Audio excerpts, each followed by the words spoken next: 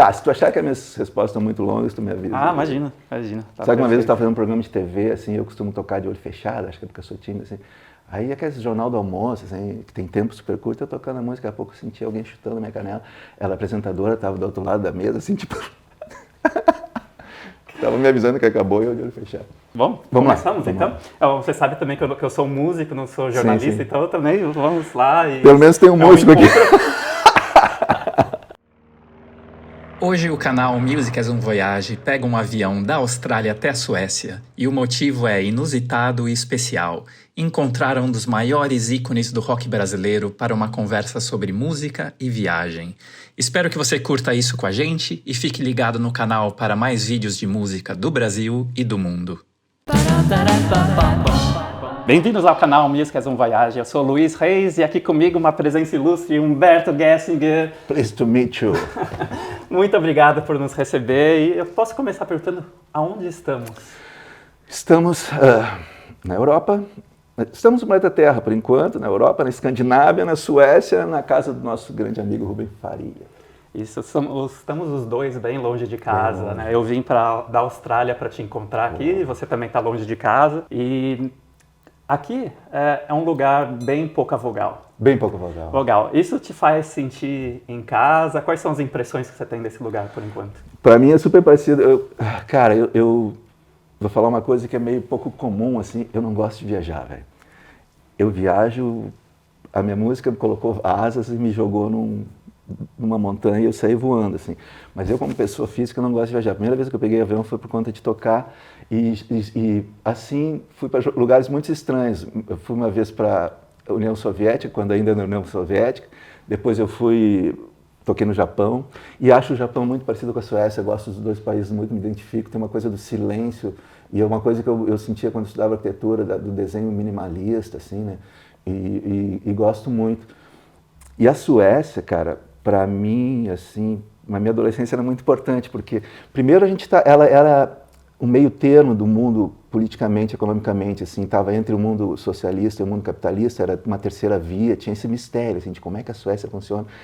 E tinha gente muito carismática, eu jogava tênis, tinha o Borg, Edberg, Villano, tenistas suecos, muito interessantes, e o Borg era uma figura incrível, cara, porque tinha 26 anos, era super galã, assim, mas ele era super quieto, ficava nele, parou de jogar com 26 anos, e era um contraponto com aquela coisa do tenista americano, McEnroe, que era mais fanfarrão. Então, no meu inconsciente, a Suécia teve sempre essa presença interessante. Bergman, né, o cinema sueco e tal. E aí nasceu a Clara foi pro colégio, ela conheceu a melhor amiga dela, a família era sueca, ela começou a se interessar também pelo país, veio aqui visitar algumas vezes quando adolescente.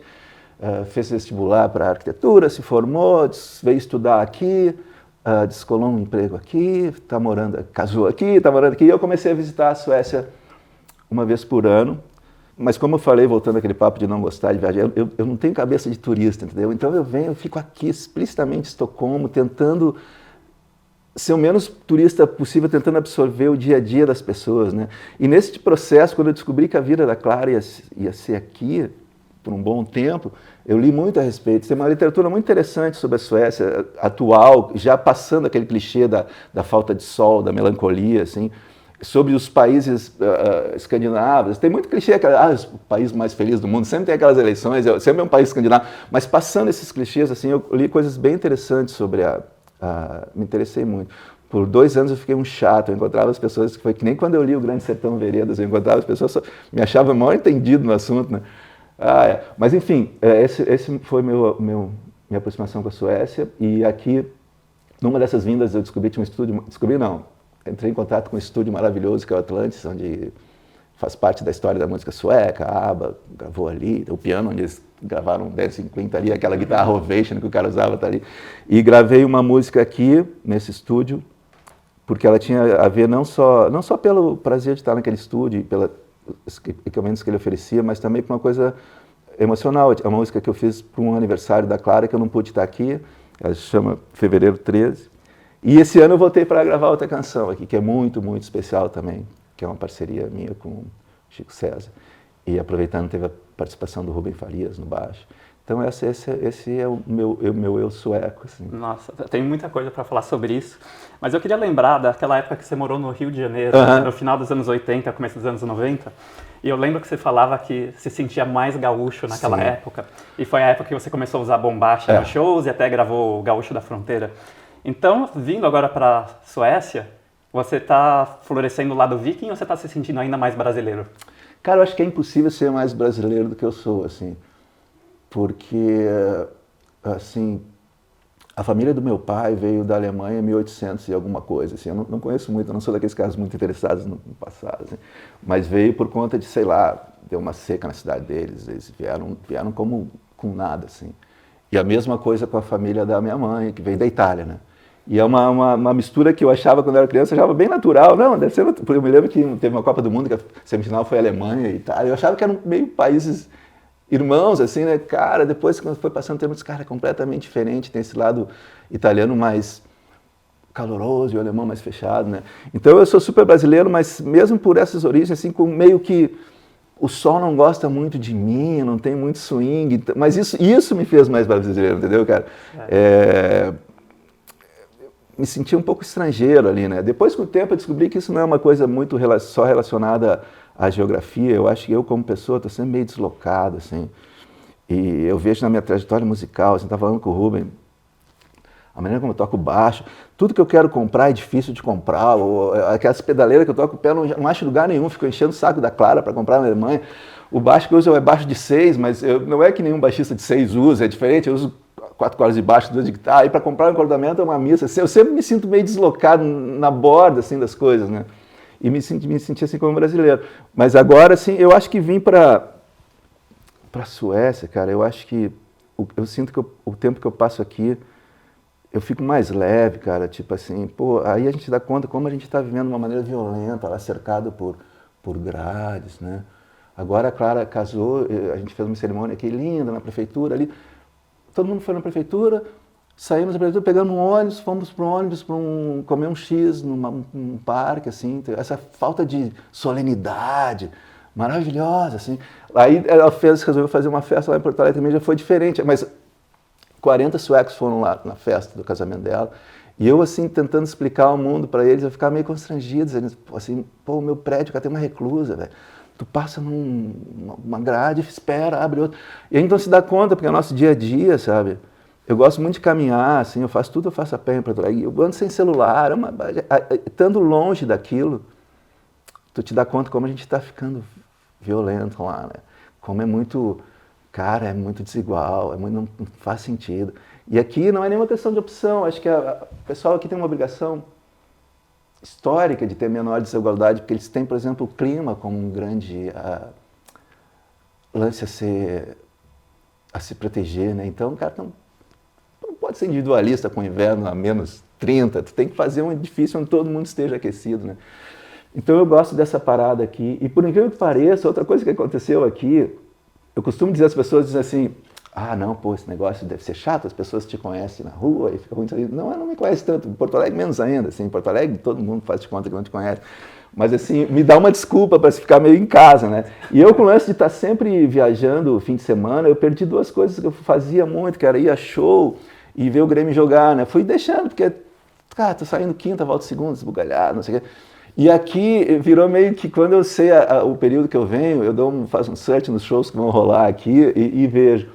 Quando eu venho no inverno é ruim, porque não tem nada acontecendo. Mas eu vim aqui uma vez no verão, cara, e deu uma coincidência que eu assisti Mark Knopfler, Sting e Robert Plant. 3 caras que estavam vivendo uma situação meio parecida comigo, assim. Eles vêm de uma banda estabelecida, né? Led Zeppelin, Police, Dire Straits, sem querer me comparar, é óbvio. Mas assim, conseguindo construir uma carreira sólida, linda, maravilhosa depois, com muita dignidade, né? E aí o show do Sting e do Robert Plant, cara, foram num lugar assim, que eu acharia um saco fazer show. O Bruna Lund, que é um super parque aqui, super famoso, com escada rolante. Então eu cheguei cedo, assim, um monte de criança correndo, comendo picolé, uns metaleirinhos de 12 anos para o Robert Plant. Eu disse, cara, isso aqui vai ser muito ruim. Aí, esperando de pé, eu vejo os caras entrar para montar um pano atrás do palco, assim, tipo, era aquela coisa de verão, vamos fazer um festival aqui. Rapaz, quando os caras dão o primeiro acorde, parece que PA flutua, assim, sabe? Eu ficava olhando aquilo, eu fiz uns filmes assim, aquelas coisas de turista, assim, depois eu fui ver, eu disse, olha a cara de criança que eu tô, velho. De estar vendo Sting, o Robert Plant, os caras, eu me achando velho, os caras estão... Imagina o Robert Plant esteve no topo do mundo, tá tocando aqui no Parque de... Cara, completamente dentro do show, assim, cara. Me lembrava os grandes shows que eu vi na vida também, que aconteceu esse fenômeno do PA flutuar. Para quem não sabe, PA é aquelas caixas de som. Sabe? Cara, eu vi 3 anos seguidos o Egberto Monte na reitoria da URSS. Cara, é inacreditável o poder da música. E isso que eu sou meio surdinho de música, não sou aquele cara que sabe os numerozinhos do acorde. Mas, cara, que viagem. Depois vi Astor Piazzolla no mesmo teatro. E esses 3 shows foi um aprendizado. Mas, assim, é uma coisa que se fosse em Porto Alegre, cara, os caras iam tocar lá e começa uma semana antes da notícia. Fulano vem tocar no Brasil, exigiu 6 toalhas brancas. E aí, na hora, todos os famosos de Porto Alegre no camarote, é uma coisa, sabe? E estar ali, assim, naquele show no meio daquela molecada foi um aprendizado. Outra vez eu vi também, teve uma coisa simétrica que foi fascinante, cara. Eu vi King Crimson e Paul Simon. Aí o King Crimson estava naquela turnê de 50 anos que acabou indo para o Brasil depois. Eu sou super fã do King Crimson, né? Mas, porra, o Robert Fripp é um cara difícil, né? Eu fiquei acompanhando, assim, a turnê deles, né? Segui o Tony Levin, enquanto eu estava aqui. E eu estava vendo, pô, não deixa ninguém fotografar. Eu disse, isso é bobagem, né? Aí, uma semana, eles tocaram na Alemanha, um cara foi fotografar o show, tiraram do show. Eu disse, pô, vocês estão falando sério, né? Aí fui no show deles no Circus aqui. Eu acho que só tinha a Adriane, minha senhora de mulher, assim, um monte de homens. Isso aqui vai ser um saco. Aí, assim, uma música ambiente, que sabe que as... música ambiente no ambiente, ou seja, não faz sentido nenhum, barulhinho, assim, aquela luz de concerto. Os caras entram no palco devagar, o Robert Fripp com um terno de 3 peças, assim, calça, colete, não sei o quê. Entra no palco sem o colete, põe a guitarra meio no chão, bota o colete, pega a guitarra, cai a alça da guitarra, ele se... Tipo assim, mas meu Deus, isso aqui vai ser muito ruim, né? Todo mundo meio assim, e aquela luz de concerto, eu disse, cara, isso vai ser um horror, a Adriane tá aqui, ela vai me matar para ter trazido aqui. Cara, no que os caras dão o primeiro acorde, o PA começa a falar, aquele show com 3 bateras, assim, cara, eu olhava, cara, eu estava fascinado. E na mesma vinda para cá, eu vi o Paul Simon numa coisa completamente diferente, era assim, um super ginasião, Gluben ali, tipo, Paul Simon, mainstream americano, 14 músicas, cada um tocava 10 instrumentos, assim, os caras se transformavam numa banda de som africano num quarteto de cordas. Os Paul Simon com aqueles textos de stand-up, bom pra caramba, assim, completamente o oposto. O King Crimson estava fazendo questão de dizer, velho, vocês estão aqui pela música, entendeu, cara? Senta, ouve, se não tá afim, sai. Tô nem aí pra vocês. E o Paul Simon é outra coisa, aquela coisa meio broad, assim, eu sou um artista americano, fazia tudo bem feito, assim, 2 visões diferentes, mas as duas, assim, muito lindas, cara. De novo, tu sente uma criança, assim, né? Cara, obviamente, sem querer me comparar, mas assim, tu tem que aprender com uma maneira... Imagina Paul Simon, como é que esse cara já fez na vida? Aí vem pra você, um frio do cão, assim, público sentado e tal, e uma aula. E a outra experiência musical que eu tive, que foi legal também, mas bem estranha, eu vi o Dylan. E eu fui com a Clara e com a Adi também, com o marido da Clara. E eu me lembro que... Aquela coisa do Dylan, né? A luz em todo mundo menos nele, também não pode fotografar, e ninguém entende a música, não sei o quê, e assim... E a Clara achando meio engraçado, assim, daí eu chorando, e fui meio que fingindo que não estava chorando. Foi que nem quando eu fui ver o Roger Waters com a Clara também, cara, tipo, escondendo quando eu estou chorando, que tu começa a chorar e começa a fazer assim... Que, assim, mas, cara, isso que eu não quero perder, assim, esse coração de iniciante, isso que eu tenho encontrado aqui na Suécia, não só como através da música, mas também, cara, vivendo uma vida mais ordinary people do que eu vivo lá, porque, claro, eu nunca tiro férias, cara, às vezes o mundo me dá férias, tipo, ninguém quer me ver tocar, então eu fico uns 2 fins de semana sem tocar, mas eu estou sempre em função disso, saindo quinta, voltando domingo ou segunda, e adoro isso, eu vivo em função da minha música. O que eu tenho notado, cara, agora, é que a minha relação com a minha música é meio... Sabe aqueles escritores de ficção científica que escrevem uns livros com 20 volumes e criam um universo, que as pessoas têm um mundo diferente, criam um mundo, assim, né? Tem voga agora esse tipo de literatura, assim. Eu acho que a minha relação com a música é meio assim, eu meio criei um universo, assim, sabe? Quando as músicas dialogam. É perigoso, porque às vezes fica muito autoconsciente, né? Mas é a maneira como foi construído. E eu sou aquilo o tempo inteiro, cara, mesmo se eu não esteja tocando. E agora estou numa fase de tá me interessando o outro lado disso, que é sair dessa bolha e diálogo, assim como eu vim aqui tocar com o Rubens, que para mim parece uma bobagem, mas é romper uma bolha para mim, porque ele vem desse universo do jazz, né? Eu tava falando com ele, eu disse, cara, tu vai tocar com o Miles Turner? Pô, semana que vem, tu não tá... E tu tá aqui jantando, não tá em casa estudando. Porque eu não sei tocar Parabéns a Você. Eu nunca toquei para mais de uma... Sabe aquele cara que no fim da festa pega e toca violão, toca Parabéns a Você? Eu criei um mundo meu, assim, né? Mas eu tô nessa fase agora de fazer esses diálogos, assim, e a Suécia tem sido uma porta para mim. Eu vou dizer, buscando algumas coisas que você disse, que eu já fui em alguns shows seus que você fez o PA flutuar. Pô, cara, vou chorar. Eu fico só fala. Não, então fez mesmo, alguns, e eu te admiro por causa disso. Cara, eu acho que se for uma boa farmácia, isso eu acho que tem. Você falou do Fevereiro 13, que você gravou aqui há 2 anos, né, em 2023, e tem uma frase lá que você diz, Estocolmo é um Porto Alegre. E na verdade eu ia te perguntar justamente isso, você tem citado esse texto que eu gosto muito de você, que é o de Deixar de Ser Criança, né? E além da música, teve alguma coisa que você experienciou, que você viveu aqui na Suécia, que te fez voltar a ser criança ou deixar de ser criança? Esses shows todos, e teve uma coisa quando eu vim gravar no Atlantis, tinha esse papo de, é o estúdio do ABBA, mas tu nunca sabe essa história, é que nem no Brasil. Eu conheço 432 artistas que gravaram na mesa Nive que os Beatles usaram. E conheço 320 que gravaram na mesa Nive que os Beatles usaram e o Pink Floyd também. Tem essas lendas, né? Assim, não, esse estúdio fulano, não sei o quê. E eu disse, vou lá, vou dar um search nessa história mesmo, né? E fui na biblioteca daqui, assim, que é linda, assim, um prédio circular. E, entrar naquela biblioteca foi um flashback, cara, porque eu estudava num colégio, assim, colégio bacana de Porto Alegre, assim, mas eu estudava lá porque o meu pai era professor só, né? E às vezes eu saía da aula e ele tinha mais compromissos, assim, tinha que esperar um pouquinho para ir voltar com ele para casa. E eu ia para a biblioteca, assim, né? Quando criança eu ficava nos livros infantis e fui crescendo. Então por incrível que pareça, é uma bobagem, assim, mas eu acho que eu não entraria numa biblioteca em Porto Alegre, porque está tudo online hoje em dia, nem sei onde é a biblioteca, mas assim, foi uma volta ao lance de ser criança também, a coisa da música, da biblioteca. E teve um lance que eu tenho uma criação católica, assim, bem tradicional. Meu pai estudou para... Bom, na época dele, onde ele morava, assim, geralmente as pessoas iam para seminário, né, para ter uma boa educação, né? Meu pai e o irmão dele foram para um seminário ali estudar para ser padre. Ele não aguentou, aos 15 anos ele saiu, mas ele continuou sempre muito católico, a gente ia muito à missa, assim, e tem essa coisa da... mais uma coisa que não é muito comum, é uma origem alemã, mas católica, não, e protestante. E quando eu vim aqui, a primeira vez no verão, vou ver o que tem de show, né? E apareceu concertos de órgão nas igrejas ao meio-dia, né? Que é uma coisa de verão, assim. Eu disse, vou sacar essa parada. E tinha uma igreja perto de onde eu estava parando, e fui no meio-dia, terças-feiras ao meio-dia. E fui na igreja, e era muito louco, porque era eu, assim, e não era uma igreja muito grande, o órgão realmente era antigo e não era digital, assim, e eram esses órgãos mesmo, church órgão, assim, mas o ambiente era meio estranho, uns homeless, uns caras comendo sanduíche de mullet, assim, e os caras estão aqui para não dormir na rua. Tá?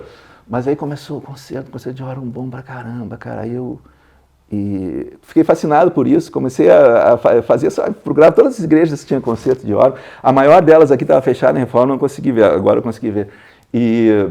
E aí, claro, eu não sou muito versado nessa coisa da música erudita, aí eu via o programa que tem, estudava as músicas, fiquei fascinado por essa coisa de música de órgão, assim, né? E todo o esquema que ele é uma música funcional, para servir alguma coisa, então o cara organista fica lá atrás, ninguém vê ele, a música é proporcional, de propósito, não tem swing, tu tenta bater o pé enquanto os caras estão tocando, tá ferrado, porque é uma música para te eliminar o corpo, para tu fixar na coisa da oração e tal. E isso aí eu fui muito ver. Em várias igrejas. E numa dessas igrejas eu estava assim, sentado e vendo aquilo. São concertos curtos, 45 minutos. E o melhor é que não é aquela coisa pomposa que tô ouvindo música clássica, sabe? Um show maravilhoso que eu vi em Porto Alegre também foi da Atahualpa de Yupanqui, do mesmo teatro, assim. E era muito estranho, porque era Atahualpa de Yupanqui e, cara, um monte de gente granfina, sabe, gaúcho, quando fica no inverno, põe aqueles casacos, tipo assim, porque era chique ver a Atahualpa de Yupanqui. Cara, é tão assim contra a música, né? E os caras pedindo para ele cantar os hits dele, né? Toca no garoto! E aí Mas aí eu estava nessa igreja assim e vi que tinha uma coisa ali que não era bem religiosa, uma estátua. Aí cheguei perto e era um lance marcando que ali tinha sido enterrado René Descartes, quando ele morreu, né? Ele estava meio exilado da França. Aí tinha uma rainha muito progressista aqui, super legal, né? Depois largou o trono, bem de vanguarda mesmo, assim, para a época, né? E chamou ele para ser tutor. E aí ele, as aulas dele começavam às 4 da manhã, iam até às 8, inverno do cão, imagina, castelo não tinha... E ele tinha que ficar de pé porque ela era rainha, ele acabou morrendo de pneumonia que foi enterrado naquela igreja. Mas ali deu aquela conexão com a história, acabei até escrevendo uma música que eu gravei depois, Toxina, né? Porque é dele aquela frase, penso, logo existo. Eu escrevi na contracapa do folheto do concerto. Mas enfim, foi essa conexão que eu, para sempre, tinha achado que era uma coisa musical. Eu estou aqui para vendo... Me interessava muita coisa da execução que os caras fazem com os pés, né? Porque cara, numa escala miniatura eu uso isso assim. Mas, e tu não consegue ver, não, mas tem uma igreja que o cara teve a manha de botar uma tela ali, botar uma tela no altar e botar uma cana ali. Mas assim, eu sempre considerei isso do ponto de vista musical, mas agora tu fez essa pergunta, eu dei uma escaneada no meu cérebro sobre coisas de virar criança, eu acho que isso tem esse componente religioso também, né? Que legal. E o lance da neve aqui? Você já tinha visto a neve antes? Eu não. Foi aqui a primeira vez? Na cidade em que eu planejei morar, depois de aposentar, eles têm eles fazem neve artificial. É o Gramado? Que foi o que me fez mudar de ideia sobre morar lá quando eu me aposentar. Mas eu nunca tinha visto. E é engraçado porque para nós, assim, para mim, para a Ada, a gente fica olhando se vai nevar, né? 2 vezes eu vim aqui e peguei neve. Agora essa semana eu vou para Kiruna, que é um lugar bem ao norte, que eu vou pegar neve pesada. Mas a gente está ainda naquela fase de achar neve divertido, né? E meu genro, ele, neve, pô, vai derreter, vira bala, já né? Não é turismo para ele. Mas é engraçado essa coisa do clima, assim, eu passo menos frio aqui do que em Porto Alegre, não sei porque os caras estão preparados, mas às vezes a gente fica muito benevolente com a cidade onde está, né? Eu me lembro que outro dia eu estava vendo no Instagram, assim, ia ter um show numa rua em Porto Alegre, numa esquina, eu disse, mas que absurdo, imagina o cara que mora na frente, os caras passando som, velhinho rançoso, né? E achando meio absurdo, assim, essa coisa de, vou montar um PA que eu vou dar. Mas aí, quando eu estou aqui, eu vejo isso acontecer, eu acho maravilhoso. Olha a cultura, né? Porque aí deixa de ser ranzinho, fica meio triste. A gente não pode perder essa generosidade na cidade onde mora também, né? Eu devo ter falado só coisas ruins sobre Porto Alegre, mas tem muita coisa boa lá. Mas é que eu acho que o fato de eu morar lá é meio uma declaração de amor, porque eu podia morar pelo meu emprego em qualquer cidade, né? Mas eu gosto para mim é importante, mais do que os atrativos para turistas que uma cidade tem, o lance de encaixar a passagem do tempo no lance do espaço, ou seja, passar pela mesma rua 10 anos depois, cara, aqui eu fui na única festa de aniversário que eu fui quando era criança, isso aqui era mato, olha quando Porto Alegre cresceu, aqui nesse muro aqui eu passei uma noite colando cartaz. O colégio onde a Clara estudava, não era um colégio onde eu estudei e tal, eu não conhecia muito, mas era emocionante lá, porque tem uma parede de pedra, assim, eu me lembro que no primeiro show dos Engenheiros, eu e o Carlos e o irmão do Carlos ficamos fazendo... A gente fazia cola com maionese, assim, para colar uns cartazes, né? E a gente só colava na frente de colégio, tipo guri, né? E eu me lembro de tentar colar aquele negócio e não colava, porque a pedra não era regular, assim. Então essa coisa do diálogo da cidade com o tempo, e meu diálogo com o tempo também, que fica mais explícito estar na mesma cidade, né? Se tu é turista, tu tem sempre uma semana de idade, né? E eu, em Porto Alegre, tenho 61 anos, né? Isso é uma riqueza, né, cara? Apesar do meu joelho estar lá toda vez que eu viro, assim, é uma riqueza que não pode abrir mão, porque é uma das poucas que vão restando, né, de ter visto, assim. Então, eu gosto de Porto Alegre. Podem fazer vários cortes aqui, de falando mal, mas eu falo de mal como aquele cara que talvez tenha até um pouquinho de ciúme que alguém gosta da cidade. Você comentou antes sobre o Japão e a Rússia, então você não pegou neves lá? Não pegou neve? Cara, a Rússia a gente pegou neve, mas assim, bem pouco. E quem trabalhava com a gente, a Mara, super querida, assim, de produção, e ela era baiana, assim, um pouco acostumada com frio, cara, eu me lembro dela chorar, assim, com a neve, pegamos um frio violento, pegamos bastante frio, mas neve foi um dia, assim, que eu nem vi aquela neve, eu olhei pela janela e tinha uns caras fazendo esqui onde era asfalto, né, eu disse, cara, acho que não é skate, eu acho que eles estão fazendo esqui, mas era uma neve rasa, mas bem frio mesmo. E uma coisa que você falou dessa coisa de ser turista, que você não tem muito essa cabeça de turista, e eu lembro de uma entrevista que você deu onde você falou que a melhor maneira de viajar ao Brasil era formando uma banda, né? Cara, formando uma banda é ótimo. E agora, assim, tipo, você falou que não mudou, então, assim, quando você foi para o Japão e para a Rússia, por exemplo, você não turistou, Não e aqui turistei. continua não turistando muito, além dos shows, Não. assim? Aqui eu turistei um pouco, assim, porque a Clara se sente na obrigação de mostrar as coisas, assim. Eu me lembro que tem umas coisas, todo mundo vem aqui, o museu que tem um navio que naufragou logo que inauguraram, então, e aí tiraram o navio, então é um museu bem legal. Ela vai e ela disse, pô, já tem carteirinha esse museu, porque todo mundo que me visitava ali. Então, mas assim, isso estava diluído no fato de eu estar aqui por um mês, de eu estar lendo sobre isso, não era só isso que eu estava fazendo, né? Eu estou super feliz agora que tenha, porque assim, as pessoas me olhavam como me achavam meio doente, assim, que eu não gosto de viajar, né? Como assim? Eu entendo que uma pessoa tem um trabalho com muita rotina, assim, claro, mas assim, meu trabalho já é viajar, entendeu, cara? E agora tem pintado no Instagram, YouTube, fotos assim dos pontos turísticos, só que do ponto de vista de quem está com aquela fila enorme, ninguém consegue chegar perto, ninguém consegue uma foto exclusiva com Cristo, entendeu, cara? E eu disse, ai, graças a Deus, agora tem uma desculpa para não gostar. Chamam de, acho que é overturismo, não sei o que é o superturismo, né? As filas que tem, não, porque Disneylândia agora vai... Eu li uma ótima, que a Disneylândia tirou o espelho do banheiro, né? Eu disse, não. Eu não vou clicar nisso aqui, eu não vou cair no clickbait, porque eu gosto de competir com o algoritmo ainda, entendeu? O algoritmo não me leu ainda muito bem, ele me oferece umas coisas absurdas, assim, porque eu tenho interesses muito diversos. E outro dia veio essa, por que na Disneylândia não tem banheiro nos verdes? Puta que merda, vou ter que ler isso. E aí diz que é porque as pessoas demoram um segundo a mais no banheiro se tem espelho, para vazar mais rápido, porque a fila é longa, né? Então, isso é mais um argumento contra o turismo. Em tempos de ecologia, eu sou super preocupado com a ecologia, eu sei que tem gente que não acredita nisso, o que eu vou fazer? Mas assim, o turismo, tu carrega, da maneira como está desenhado, tu carrega uma cidade contigo, velho. Todo lugar tu vai, te dá um copo de isopor envolvido em plástico, o guardanapo está envolvido em guardanapo, cara, se tu entra, até o calor fica mais forte quando tu começa a colocar isso em perspectiva, né?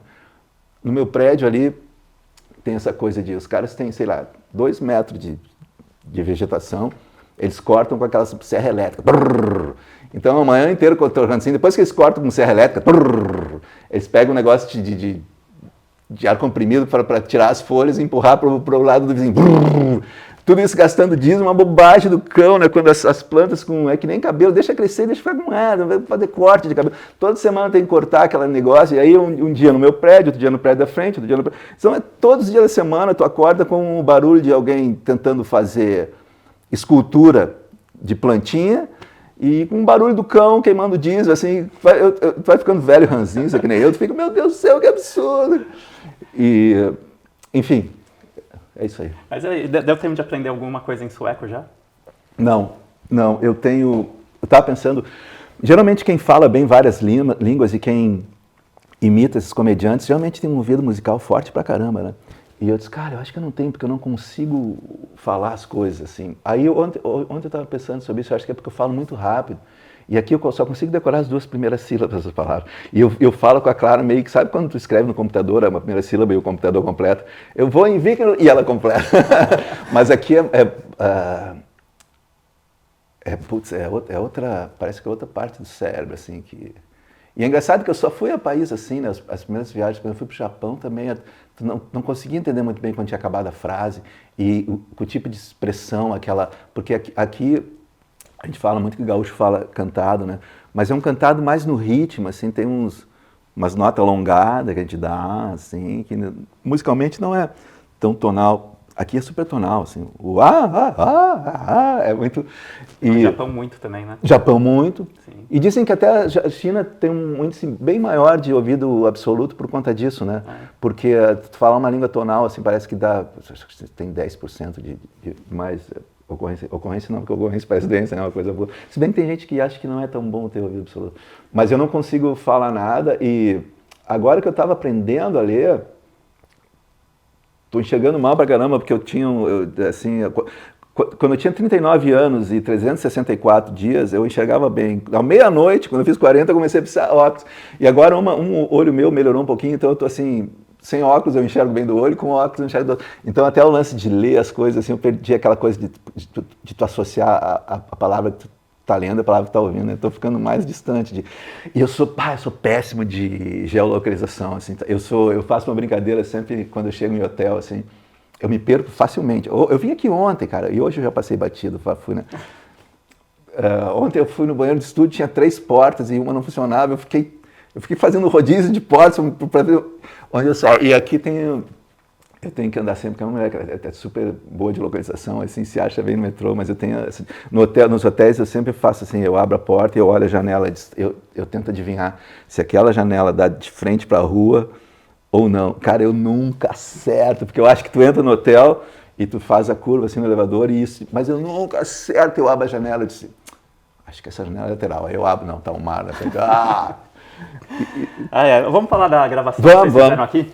Tipo, eu vi um post seu sobre essa música nova, Paraibá, e você falando que ela fala sobre a força da arte para furar bolhas e encurtar distâncias. E eu achei que tem tudo a ver com o que eu me interesso aqui no canal. Tudo a ver. E ela vem de uma parceria inusitada. Você pode falar um pouco dessa parceria sim. e da composição dessa música? Tem tudo a ver, é isso mesmo. Bom, eu sou fã do Chico César, acho que ele é assim o passo seguinte de uma lineagem que é a linha mais rica da MPB, entendeu? Acho que ele é foda, o Chico é foda. E musicalmente, com a maneira como ele se coloca, eu acho maravilhosa. E vou começar do início também. Uma vez eu peguei um voo, aquele voo de músico, domingo de manhã, que o músico fica dormindo e caindo baba dele, assim, depois de 3 shows, né? E eu tava na janela um F lá, o Chico na janela um A lá. E eu não tenho muito, eu sou muito ruim de traquejo social, eu nunca sei se eu devo falar com as pessoas, porque eu penso assim, pô, se 2 professores se encontram no avião, ninguém, eu sou professor, será que se 2 músicos... E músicos, geralmente, cada um vive no seu mundo, ainda mais domingo de manhã, assim, né? E eu também, às vezes eu vejo que entram músicos bem famosos, assim, de sertanejo no avião, eu não conheço, eu fico meio constrangido, às vezes eu sempre, quem é? Não, isso aí é BBB. Aí eu entrei no avião, tava o Chico ali, oi, tal, e sentei no meu canto e a gente viajou no seu canto, assim, o trecho inteiro, né? Aí quando posou, eu me levantei para pegar a bagagem, levantou e disse, não, agora é demais, né? Eu falei, pô, Chico, eu sou teu fã. Aí ele me deu um abraço, cantou uma frase até gigante, eu disse, porra, perdemos o voo inteiro, né? Aí tá, nunca mais nos vimos, tal. E aí, um tempo atrás, eu acho que eu falei sobre como eu gosto dele num podcast, ele me replicou, assim, super agradecido. E era época de Natal, então nós dois, eu acho que estávamos numa vibe, sabe, música, vamos ter 2 fins de semana sem show, assim, uma vibe emocional. E eu acho que ele estava visitando a cidade dele, né, na Paraíba e tal, e eu lembro que estava indo visitar uma professora dele, né, pela qual ele tem muito afeto até hoje e tal. E eu tava a minha mãe já tá assim, senil, tá? Eu tava indo visitar ela todo dia, eu estava meio assim, pô, vou ter um tempo para ficar com ela, né? E a gente tava na mesma vibe, assim, e eu sei que ele me mandou uns versos, e eu acho que ele abriu uma porta. E eu mandei esses versos de Paraibá para ele, né? E aí, eu sabia que era bem escritinha, assim, as minhas músicas eu sou caprichoso, assim, às vezes não tem nada de especial, mas eu sou caprichoso, eu sei que dá para fazer música assim em cima dos versos, né, aquela coisa de mandar uma coisa meio fluxo de consciência. Porra, mas ele mandou uma coisa maravilhosa, tipo, meia hora depois, assim. E é que nem eu estava te falando sobre ouvir a minha música na voz de outro, né, tipo, para ser sincero, Tente Entender, que a Ana Vitória gravou e tal. Tu ouve de uma maneira diferente. Achei tão lindo, assim, e, enfim, pintou assim, naquele fim de ano, e eu disse, o que eu vou fazer com essa música? Aí eu já vinha de vários turnês de disco novo, assim, e ia completar 25 ou 20 anos da gravação do acústico MTV, eu disse, mas não estou afim de cair nesse aniversário, a turnê do disco tal, já passei dessa fase, assim, nos primeiros 30 anos tu acha legal, depois tu começa a... Mas aí eu disse, não, mas pô, tem 2 discos acústicos, e o Novos Horizontes é um disco muito importante para mim, passou meio batido na sombra do MTV, eu disse, essa música tem tudo a ver com um disco acústico, onde eu vou gravar 10 canções de um show acústico e vou botar 2 inéditas, como eu sempre faço.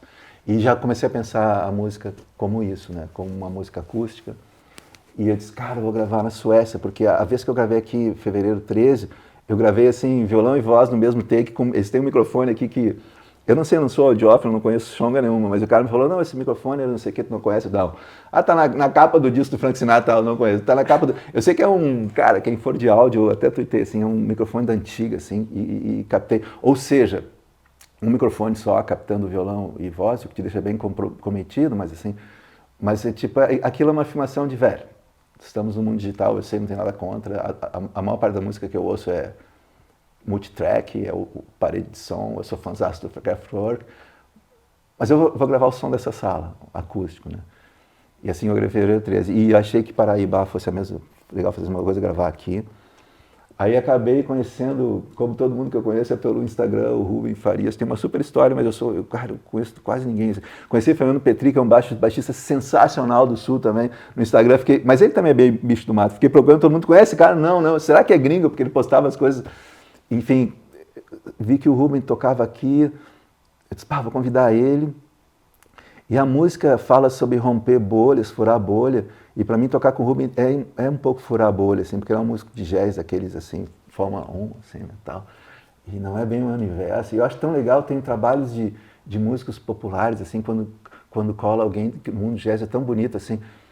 Lou Reed tocando com o Fernando Saunders no baixo, aqueles 2 discos, baixo fretless, o Saunders vinha de tocar com o McLaughlin, e o Lou Reed é tosco pra caramba, né, mais lindo, assim. E Johnny Mitchell com o Jaco Pastorius, Space Martini, Sting com a turma do jazz. Vocês fizeram isso no Filmes de Guerra com o Wagner Tiso, sim, de certa forma? Não, exato. E era coisa... E o clarinetista também, Paulo né? Moura. Sim, o Wagner mais do lado clássico, assim, aquelas acústicas, mas exatamente, e era um furar a bolha, assim. Ali já era o fim do momento daquela formação, assim, que a coisa aquilo era uma bolha mesmo, assim. E ali, isso acho que era meio manifestação disso. Né? Os dois filmes, Leaks and Mouse, botando os nomes na frente, e o filme era um pouco uma manifestação disso. E aí, mas enfim, voltando a Paribá, entrei quando eu falei com o Rubem, a gente marcou de gravar aqui, e aí eu fiquei meio assim, cara, porque eu digo, essa coisa da Paraíba é super presente no trabalho do Chico, né? Será que eu não estou sendo meio invasivo, assim, né, de usar isso, usar no nome da música, esse trocadilho com bar, assim? Será que... Mas ele achou super na boa, ele gostou, assim. Porque eu me lembro quando eu comecei, eu ficava meio ciúmes. Em todo lugar que eu ia, as matérias eram rock chimarrão, rock bombacha. Eu disse, será que ninguém ouve a minha música? Será que ficam prestando, sabe? E eu disse, será que está ficando meio assim, hino, né? Mas não, o Chico me acalmou e eu acho que ela é muito necessária agora, porque tem certos assuntos que eu achava que, não precisa mais falar sobre isso. Por exemplo, a maneira como fala fascismo em Telefone de Poder, eu disse, cara, isso aqui já foi, né? Eu até na época eu queria cantar fascismo com X, porque meus tios falavam fascismo, eu fazia essa brincadeira. Mas é inacreditável, tudo isso voltou, né? E a coisa parece tão óbvia, assim, de que das riquezas regionais do Brasil... Parece tão óbvio, porque eu fui criado musicalmente muito pela música nordestina. A baiana nem se fala, né? Baiana é o nosso chão. Mas assim, tipo, Fagner, Zé Ramalho, Belchior, mas assim, eu acho que estou sentindo necessidade de falar sobre isso, não de uma maneira panfletária, porque eu acho que a música, às vezes, é gol contra de ser muito direto sobre essas coisas, assim, na canção, sabe? Porque... Tu fica meio um jogador de futebol querendo jogar basquete é com as mãos, sabe? O nosso lance tem uma visão subjetiva das coisas. E eu sou assim, por exemplo, cara, eu fico meio de saco cheio de ver gente, assim, sem expertise nenhuma falar sobre alguns assuntos, né? E hoje em dia, para tu entrar todo mundo entra em bate-boca, assim, na internet, sem conhecimento nenhum, porque os caras, na verdade, ninguém quer discutir, ninguém está acompanhando, as pessoas, está todo mundo muito politizado, ninguém está politizado, cara. As pessoas estão todas com medo, querendo defender seu metro quadrado e usam a política como uma maneira de expressar esse pânico, entendeu? Mas ninguém está estudando, ninguém está pensando fundo, ninguém está pensando daqui 2 anos, é uma coisa muito... Então eu tenho meio cheio de dedo para falar essas coisas assim. Toda forma de poder, cara, é uma música política ou é uma música de namoro infantil? Eu sei lá, pode ser as duas. Tomara que seja as duas, né? Mas assim, sobre Paraibá, isso. Eu acho importante falar um pouco mais especialmente sobre essa coisa, né, de preconceito de algumas regiões do Brasil contra outras. Assim. Que para mim, assim, eu fico... Como assim, velho? Como assim? Mas é meio assim, isso é o lado racional, assim, né, que eu estou pensando para dar uma entrevista, assim, e falar para as pessoas entenderem. Mas o meu coração diz assim, cara, fiz uma música com o Chico César, estou tocando com o Rubem Farias no Estúdio Atlântida, cara, que benção, né, velho? E um cara assim, se tu entrasse no meu colégio quando eu tinha 12 anos e dissesse assim, velho, tem 40 crianças aqui, qual dessas tu acha que vai ser músico, ou vai ter uma vida, assim... pública, eu seria o último que escolheria, assim. Então, às vezes eu olho assim, caraca. Mas é uma sensação do bem, assim, confortável. Às vezes eu senti isso no tempo de mais exposição, assim, mas de uma maneira negativa. Eu olhava em alguns lugares que eu estava, olhava, caraca, o que eu estou fazendo aqui, cantando essa frase aqui. Mas enfim, eram uns 80, tudo era meio excessivo. Quando o Chico te mandou os primeiros versos ali, entraram nessa música Não, ou era uma coisa diferente? Ele mandou versos de outra coisa que vão virar uma música daqui pra frente. Assim, mas os versos dele eram mais agradecendo a minha manifestação num podcast a respeito dele, entendeu? Então eram gestos que falavam de generosidade, assim. E como era a meu respeito, eu achei meio, caraca, não, né? Não me senti muito assim, achei que não era a hora de fazer a primeira música. Aí eu escrevi as letras completas de Paraíba, e ele fez a letra completa. Porque eu gosto de fazer isso, cara. Eu já tive experiência de gente me convidar para compor, vamos sentar ali e fazer música. Cara, porque quando tu me vê compondo, cara, acho que só a Adriane sabe mais ou menos como acontece. Cara, eu fico caminhando pela sala, eu escrevo 40 páginas num dia, fico 40 dias sem escrever nada, é muita temporal, abro a geladeira 400 vezes por dia, e nunca é que nem aparece no filme, assim, cara, o cara pega, abre um caderno com uma pena, escreve com uma letra linda, assim, iniciou. Nunca é assim, super aleatório. Então, essa coisa eu já falei que eu tenho um pouco de traquejo social, assim, se for, vamos sentar junto, rolar som. Eu acho que muita gente funciona assim, acho que Lennon e McCartney, antes deles ficarem, assim, cada um fazendo a sua, devia funcionar assim, e tem, casamentos perfeitos, né? Mas eu gosto de fazer letra ou música na minha, assim, porque, cara, eu já acho que tem um risco na parceria, que tu fica com medo de cometer erro, entendeu, cara? Eu acho que 90% do meu repertório, se eu fosse uma parceria, eu não falaria o que eu falei, assim, do ponto de vista tão pessoal, sabe? Então, periga ficar uma coisa certinha, mas meio, se tu faz, cada um dá um verso, não sei o quê, e tu nunca sabe, se alguém te dá uma frase, tu nunca sabe de onde o cara veio para chegar nessa frase, para onde ele está querendo ir, né? Então eu gosto de compor assim, eu faço música, às vezes letra, às vezes, eu tenho mais flexibilidade com a letra, então eu sou mais generoso com a música. Quando a música vem, eu paro tudo, não, tudo bem, senta aí, fala com o que tu está querendo na vida. E a letra eu trato mal pra caramba, vem os versos, eu nem anoto, não, pô, se for bom, vai pintar de novo. Porque eu acho que eu tenho mais manejo, assim, de fazer o lado palavras cruzadas da composição, que tem um lado que é meio de marcenaria, que eu acho super bonito também, sabe? Aquela coisa de, velho, se tu quer que a sílaba tônica não seja numa nota importante, tudo bem, mas é uma opção tua, entendeu? Não é uma coisa assim. E eu gosto mais disso do que da ideia. As ideias às vezes me deixam, puta merda, tive uma ideia. Parece que eu tenho uma obrigação E é engraçado que cada vez mais, assim, essa coisa da ideia, que se quiser chamar pomposamente de propriedade intelectual, está dançando, né? Tem um monte de frases que eu sei que eu fui o primeiro a falar, eu tenho certeza. Tipo, cara, não tem como. Mas como são jogados no dia a dia, tu já não sabe se... Sabe? E eu fico meio assim, porque o lado da ideia mesmo tá perdendo, né? Sem querer cair no clichê de tudo é clickbait hoje. Tudo é clickbait hoje, mas sempre foi. Às vezes o clickbait não era voltado ao público, era voltado a quem detinha os meios de produção musical. Às vezes o clickbait era voltado a dois críticos que decidiam o que uma cidade ia ouvir. Mas era clickbait igual, entendeu? Mas era mais pessoal. Mas assim, o que muda com a tecnologia é esse lado, assim. Então eu já sei que... Agora a questão é a seguinte, cara. Tu quer parecer uma pessoa muito velha, é fácil, é só querer parecer jovem, entendeu, cara? Então eu não mudo a ideia, eu vejo, para mim a música é uma coisa que tem início, meio e fim, tem um monte de refrão, eu não uso a mesma palavra, o que é marketing zero, né? Pô, repete, mas eu sempre faço uma variação, porque para mim a música é como se fosse um filme, com início, meio e fim, né? E eu sei que ninguém ouve música assim, a música hoje em dia é uma música circular, é que nem um metrô, né? Ele não tem eu vou do início até o fim da linha, não, fica circulando, aí tu pega um trecho do metrô, e a música é assim, feita por fragmentos, eu gosto de ouvir muito música assim e tal, mas eu sei que a minha maneira de pensar a música é essa, como a minha maneira de agrupar a música, ela é a do LP, cara, eu fui criado ouvindo disco conceitual, Relier, do Yes, Pink Floyd, um disco início, meio e fim, eu vou pensar assim, quer dizer, tudo bem, eu sei que, pelo fato de eu ser artista, eu recebo um monte de dicas do Spotify, eu acho, para mim é uma página de humor, assim, não, tem 15 segundos, tem que acontecer uma coisa, cara, muito obrigado. Mas assim, porque eu acho que não, e esse lado da tecnologia tem esse lado bom, que é marginal, ou seja, marginal no sentido de ser pouquinho, assim, mas é relevante, que é tem espaço para tudo hoje. Tu pode pensar também a tua música como LP. O Spotify se aceita, né? No início eu fiquei meio indignado quando pintou, não era Spotify, era... Qual era o nome daquela maquininha de ouvir música que o Steve Jobs botou na mão? O iPod. Né? iPod. Eu, botei lá meus discos todos. Imagina teu sonho, né? Um Walkman que não, quando a bateria vai ficando fraca, não começa a tocar mais lento. Aí, cara, e aí aqueles discos conceituais que as músicas eram ligadas, ele dava um gapzinho, cara. Eu disse, eu sou burro, né? Eu sou ignorante, vou ler o manual. Não, aquele gapzinho, a indústria assumiu por, sei lá, por coisas legais, que acabou a música, dá um pulo. Eu disse, mas velho, por que não avisaram o Roger Waters em 72? Mas enfim,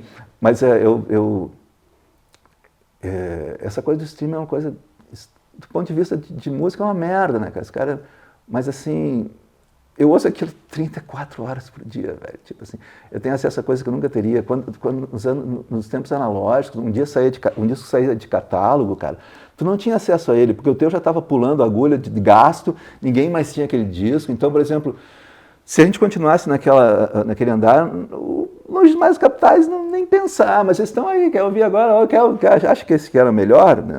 Ouve, tá aí vivo, assim, isso eu acho uma coisa boa, né? Para quem não é muito viciado em ruptura no trabalho, eu vejo meu trabalho mais como uma continuidade, tá tudo aí oferecido. Do ponto de vista de negócio é uma merda, mas cara, o que não é uma merda de ponto de vista de negócio hoje? Não é só para músico, velho. É para quem quer botar o filho no colégio hoje em dia, entendeu, cara? É para quem vive em alguma minoria que dependeria de um Estado que fosse mais generoso, que dissesse, velho, tudo bem, tu tem essa dificuldade, a gente vai te ajudar, entendeu? Então não é só música que tá assim no mundo como anda hoje em dia. É um mundo muito pragmático, onde não tem espaço vazio para nada, no mau sentido, assim. Eu vejo o mundo hoje que nem uma cidade. A cidade antigamente tinha uns terrenos baldios, né? Tinha um prédio, o que será que tem nesse terreno? Não tem nada, aí ficava aquele mistério, ó. Tem uma pausa na cidade, né? Não tem mais pausa, tudo é quantificado e feito para render, assim. Ainda mais em países periféricos, nem nós. Quando eu estou aqui, eu sinto, cara, a gente tem que cuidar para não perder a humanidade, porque a gente tem tanta coisa bonita, assim, riqueza, mais até de países tão frios, assim, né? Riqueza lá. Tem o caminho inverso também, porque quando eu me lembro que a primeira vez que o Dade foi para o marido da Clara, ele falou das árvores, assim, né? Eu disse, caralho, eu vivo nesse apartamento há 10 anos, eu nunca tinha visto essas árvores. De fato, a gente enxerga, assim, tem um clube ali. Eu abri meus olhos para isso, que às vezes tu toma como uma coisa, isso aqui vai sempre existir, não vai existir sempre, a gente tem que ser grato a isso também. E a música brasileira, né? Que Deus o livre. A minha amiga japonesa, Tsubasa, que a gente estava falando, ela gostava de ir para o Brasil porque as portas eram coloridas. Assim. Cara, isso, Então ela queria ter portas de cores diferentes. Eu estava aqui agora, disse, cara, que legal, né? Não só o lance dos prédios antigos, assim, que... Eu estava vendo, rolou um documentário do Creedence Clearwater Revival agora, eu acho que eles tinham, da primeira turnê europeia deles em 68, 70. Eu acho que, na verdade, eu desconfio que eles tenham feito o áudio com inteligência artificial, porque, cara, como assim? Isso aqui tava ninguém... Eu acho que eles tinham só o filme, mas, enfim, é super bonito, a primeira turnê deles na Europa, assim, super bonito, o Creedence.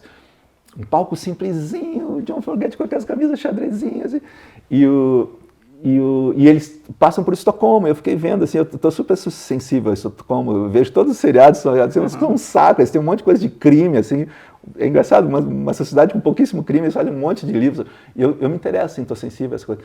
E eu estava vendo o documentário do Creedence, assim, eles passavam por algumas ruas aqui do centro, e iguais a hoje, assim, não é tão poluído visualmente a coisa o nome das lojas, assim, a Clara está projetando agora uma parada e ela está tendo que projetar o letreiro. Eu dei um monte de ideia para ela, disse, não, isso aqui não pode, isso aqui não pode. E de um ponto de vista, talvez tu possa considerar isso uma limitação ao teu trabalho. Por outro ponto de vista, pode, não, cara, tem alguém pensando a cidade como um todo. Não pode ser cada um que comprou 2 metros desse negócio aqui, querer fazer, entendeu, cara? Tem que pensar a cidade como um todo, tem que pensar, não só, eu tenho direito aqui, cara, tem direito, é que nem tu querer assim, não, libertarianismo, não, eu tenho direito a sair pelo lado que eu quiser da rua. Não, cara, essa rua só vai para lá porque alguém parou, pensou meia hora, estudou urbanismo e pensou, não, se essa rua for para lá, o negócio todo mundo vai andar melhor. Sabe? Essa coisa dessa pequena libertadezinha, na verdade é uma escravidão maior, entendeu, cara? Bom, mas enfim, cara, que cada um chega a essas conclusões sozinho. Voltando à música, você falou que você escreveu a poesia inteira e o Chico escreveu a música inteira, é isso? Isso. E de que forma você acha que a arte ou a música tem esse poder realmente de encurtar as distâncias? Tem, porque eu acredito, pode ser bobagem minha, porque tem essa coisa que tudo é meio relativo, né? Que depende da cultura que tu vive, mas eu acho que tem uma coisa na informação musical, que é sonora, que tem um ritmo, ou às vezes não tem, mas tem, que ela faz uma conexão com o que tem mais íntimo de nós, né? Então acho que por si só já tem, né? Mais do que o audiovisual, assim. O audiovisual está dominando tudo porque, enfim, mas assim, se for pensar, me emocionei com um filme, claro, velho, tu ficou 2 horas sentado no escuro com uma tela desse tamanho e uma trilha sonora. Agora tu te emociona com... Cara, o cara toca 16 segundos de Eleanor Rigby e tu tá chorando, velho. O cara fala que a Eleanor pegava o arroz que estava no chão na saída do casamento, chora, velho, entendeu? É música, entendeu? Então acho que tem essa força aqui da música em si. Nesse caso tem essa real relação que rolou entre eu e o Chico, e tem a coisa do assunto da música. Acho que tudo isso ajuda. O fato de eu estou na Suécia falando um cara que mora na Austrália, nós estamos falando sobre essa música. Como? A gente já está falando, se fosse outra coisa, assim, se fosse um livro, a gente estaria falando sobre objetivamente, né? Eu tive essa experiência assim, do mundo dos livros, é incrível, assim, que as pessoas têm muito carinho com o livro no Brasil, assim, talvez por ser um livro de um país de letrados. Assim. Eu vejo na fila dos autógrafos, as pessoas, o CD era um objeto mais frágil, mas as pessoas carregam os livros assim, né? Mas o livro também tem uma coisa meio racional, assim, eu vejo entrevistas, mesmo se tu escreve ficção, os caras vão dar uma entrevista, eles sempre querem de um escritor uma visão de mundo, uma coisa racional, assim, como se todo mundo tivesse escrito a Bíblia, ou um atlas, ou um mapa de cidade, né? E com a música eu acho que não é tão esse lado do cérebro racional que cativa as pessoas, tem a coisa emocional que joga junto, né? Então eu acho que tudo isso transcende tempo e espaço, né?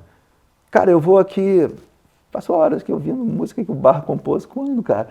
E tá, tudo bem, o cara não é nem fora da curva, ele é fora do papel onde a curva está escrita, né?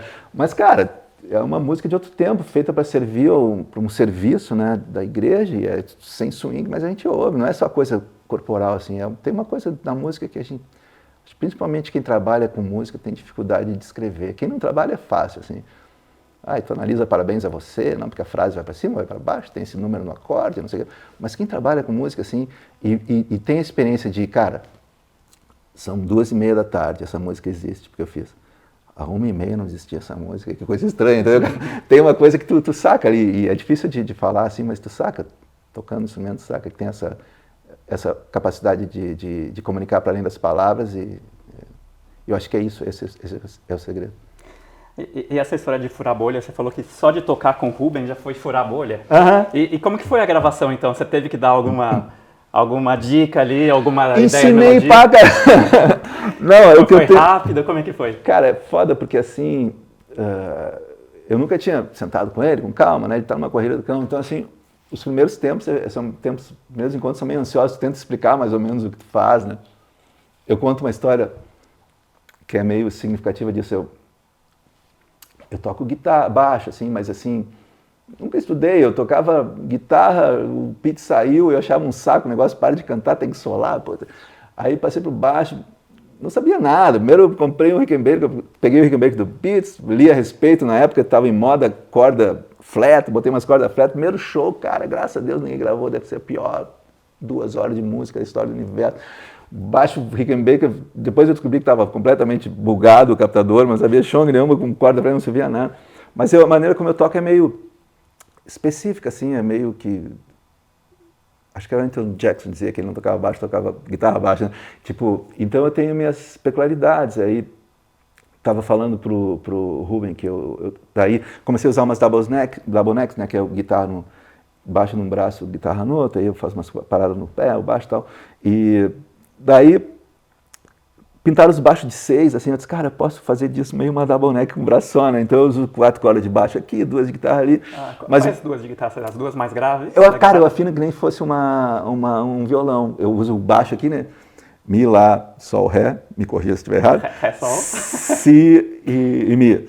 E esse Si, Mi, então, é um saco, porque ou eu tenho que comprar um acordamento de 6 e jogar fora a cisão lá, porque para trio, para mim não serve. E comprar um acordamento de guitarra só para botar, ou compro uma de 4 cordas e põe 2 de guitarra. Mas aí, baixo de 6, assim, em Porto Alegre é completamente fora de moda, porque todo mundo é roqueiro lá, você tem que tocar Precision e baixo sem minha coisa. É difícil de achar um tempo atrás baixo 6, né? Aí tinha um menino, eu tinha comprado um João Patitucci e as pessoas falam, João Patitucci, mas não tem nada a ver teu som. Tá, mas Les Paul também, tem um monte de gente que toca Les Paul e não tem a ver. Mas aí comprei um menino, tinha para vender um Music Man bongo lindo, assim, de 6 cordas, aí eu comprei, né? Aí, depois eu precisava de stand-by, tinha para vender numa loja de usados no Rio, um Yamaha 6 cordas, eu vou comprar porque eu tô precisando, estrada é foda, né? Pô, eu tenho que viajar com 2 baixos, porque não posso depender de um, e se der algum problema com o cara, tem que ter 2 em casa e tal. Aí quando eu cheguei em casa, depois eu descobri que os 2 baixos são modelo do cara que toca no Dream Theater. E depois eu ouvi, legal assim, mas aí eu tava falando, quem olha assim, pô, o cara deve ser fãzaço do Dream Theater, tem os 2 baixos. Mas não é, né? Foi uma casualidade que me levou aquilo. E isso que eu falo, assim, o primeiro encontro com o Ruben era meio assim, que a gente estava cada um tentando informar qual é eu pelo menos assim, não, a minha parada é essa, né? Porque, pô, vou gravar minhas músicas, eu não sei nem qual é o nome do acorde, o cara vai tocar com o Mike Stern semana que vem, né? Mas assim, porra, o cara tem um talento natural, aquela coisa que a gente tava falando, não se discute, né, velho? Tipo, e são as pessoas mais generosas, cara. Quanto mais habilidade, mais possibilidade técnica, mais inovação, tu dá um palpite, o cara não fica pensando assim, não tem ideia minha, ideia tua, vai atrás. E a gente gravou assim, gravamos baixo acústico, violão. Aí a gente fez tocando junto, eu não fiz a voz porque o Chico vai participar. E o certo seria o quê? Eu combinar com o Chico que parte ele ia cantar, aí na hora eu não cantaria. Mas eu achei assim, cara, não, é o certo, mas o certo às vezes não é certo, né? Eu vou mandar para o Chico toda a letra, algumas back vocais que eu faria, e vou deixar ele escolher o que ele achar que seja legal, baseado na gravação, não num papel escrito, entendeu, cara? E aí, então, por conta de eu não saber exatamente que parte o Chico vai cantar ainda, não dava para eu cantar junto, então a gente tocou só 2, assim, com uma voz guia, depois eu botei a voz, e ficou lindo. E tinha uma coisa nessa música que tem um instrumento que liga sul, nordeste, acho que o Brasil inteiro, talvez, que é o acordeão, talvez seja o instrumento que mais liga, né? E eu toco um cara, porra, genial, Paulinho Goulart, foda. E aí eu disse, de repente, em vez de ficar nessa onda minimalista, botar um acordeão aqui que faça essa liga do Dominguinhos pro acordeão gaúcho, do Luiz Carlos Borges, pô, seria perfeito. Aí eu fiquei lucubrando, falei até com o Paulinho. Mas depois, ontem no estúdio, eu disse, não, cara, vamos deixar ela minimalista, porque eu tive uma experiência também, tem uma música que eu gosto muito no Não Vejo a Hora, são 2 canções, Estranho Fetiche e Fetiche Estranho, que falam sobre as coisas como o passado às vezes vira um fetiche, da passagem do tempo. E a segunda parte dela cita um monte de artistas, assim, cita Elis, cita Belchior, cita Led Zeppelin, cita Pink Floyd, E aí a gente passou um monte de trabalhos enquanto citava Beatles, eu dou aquele acorde de Hard Day's Night, né? Que é aquele acorde, né? E o Paulinho teve um trabalho do Cão, quando aí na hora da Elisa ele faz uma citação, uma coisa assim, um compasso, e do Led Zeppelin a gente encaixou uma coisinha, mas assim, só nós 2 ouvindo entenderíamos isso, né? As várias citações. Mas então foi um exercício super bom, a gente fez, e depois estava falando com eles, olha, velho, ninguém vai entender isso, ninguém vai ler isso mas valeu a experiência, vai legal, né? Mas o tempo passou, e eu comecei a ouvir aquela canção, eu disse, não, tudo bem, ninguém vai entender, mas será que ficou bom, assim, tipo, por si só, sem explicação, entendeu, cara? Porque aí eu não consigo dizer, eu perdi essa capacidade. É que nem falar sobre, quando tu faz uma música, tu nunca sabe se é boa ou não, né? Eu imagino que até quando fez ela no Rigby, eu acho que o Paul McCartney ficou pensando, será que não, clichê, tipo assim, é impossível de saber, cara, a coisa não existia, é como se um átomo viesse do nada, ou eu sou um novo átomo na tabela periódica, porra, onde é que eu vou te botar, né? Então, aí eu desisti de colocar esse acordeão para fazer a ligação do sul do nordeste, acho que a música ficou assim, o Ruben veio, acho que com aquele preset de o baixo vai ficar no lugar do baixo. Eu disse, não, cara, eu sou baixista, o baixo vai ficar alto pra caramba. E tipo assim, dei um pouco de espaço para ele, eu acho legal. Cada vez mais eu tenho gostado de ouvir assim, poucos instrumentos e ouvir de perto, porque a música é que nem um quadro, né? Tem uma distância para se ver o quadro, né? Tem uns quadros que são para ser visto 30 centímetros, tem uns quadros. Depois, claro, tu cria racionalizações, não, eu quero ver esse quadro a 2 milímetros, porque eu quero ver como o cara usou o pincel. Já é uma visão técnica, mas tem uma distância que é mais ou menos a distância, o sweet point para ver um quadro, né? E o lance de mixagem é isso também, né? E às vezes as pessoas acham que Mas eu tenho cada vez gostado mais de ouvir coisas simples assim, minimalista. Eu estava falando, o Rubem tem uns projetos bem legais agora, com pouca instrumentação, acho bem legal. Principalmente para o jazz, assim, que já é uma coisa tão sofisticada e corre o risco de ficar descolada, de ficar muito técnica. Mas quando tu põe um cara assim, porra, tu solta o Diamandu sozinho, velho, é bom para todo mundo, não precisa ler manual, entendeu? É bom assim. E, enfim, foi uma gravação muito legal, porque eu acho que tá... E também, como eu falei antes, assim, eu não esquento a cabeça em fazer a versão final e deixar tudo mastigadinho, entendeu, cara? Acho que por isso, quando as pessoas veem as versões que nem a da, para ser sincero, que é da... A Tsubasa. não queria errar o nome, E da Tem que Entender, da Ana Vitória, todo mundo, que se surpreende, assim, a Clara adora me ouvir cantar com a música da Roberta Campos, é porque é outra luz, assim, mas eu acho que eu sei quando estou gravando aquilo é só um start, a música vai ter a vida dela, assim. Eu descobri agora uma parada para Somos Quem Podemos Ser, que cara, é genial, assim, porque a melodia é meio em cima daquele arpejo, e no início é o arpejo, o Agostinho também, e aquilo fica muito tempo. Eu disse, cara, aí... Mas não dá também para tu parar, pensar racionalmente, não, eu quero resolver essa questão disso aqui, não pintar. Isso tem que pintar naturalmente, que nem a música pintou, entendeu? Aí eu descobri uma linkzinha no piano e disse, cara, ficou outra música para mim, assim. Aí tu pensa assim, não, tu deve estar triste, porque... Não, mas cara, tipo, tem seu tempo. Foi depois da gravação? Já não, foi agora, não, no disco não vai estar. Foi depois da gravação? Foi preparando para a gravação. Porque no disco eu vou estar, eu não quero botar, tem umas que já tiveram bastante exposição, assim, eu tento, no pouco espaço, para mim tudo bem, cara. Eu fiquei anos sem tocar o Papo é Pop e Era um Garoto, estou adorando tocar, voltei a tocar agora, estou adorando mesmo, cara. O Era um Garoto eu estou adorando porque essa música é interessante porque tem uma versão do Birds, que é de Mr. Tambourine Man, que eu acho que é meio onde os incríveis, que é assim, o cara faz aquele arpejo na guitarra de 12, né, o Maguin, e o cara faz dum, dum, dum, e os incríveis tem isso também, e eu sempre me conecto com isso, né, e agora eu estou tocando ela com viola caipira, tem tudo a ver, que é um instrumento que, infelizmente eu descobri tarde, descobri depois da acústica na TV, adoro viola caipira, e às vezes as pessoas acham que tu gosta de uma música pela letra, pelo significado, às vezes é uma coisa bobagem, o instrumento que você está tocando, né, estou fascinado de tocar ela com viola caipira, assim, fazer aquele arpejo do início, estou dividindo com rota o arpejo, mas, então, estou tocando essas músicas agora, porque a turnê se refere aos discos acústicos, mas eu, nos meus espaços particulares, assim, que é basicamente o Instagram que eu faço, eu tento não botar as músicas menos conhecidas, eu tenho essa ilusão de que, não posso, só não é tão sucesso porque não botaram luz, não, na verdade não é só sucesso porque, sei lá, é meio aleatório, né? Mas eu tento dar uma equalizada, assim, né, para não ficar uma coisa, sabe, aquela, tem essas conhecidas, as de sempre. Aí tu entra no restaurante, os caras estão tocando aquela, assim. Então, deixa essas já estão no mundo, já estão se virando, né?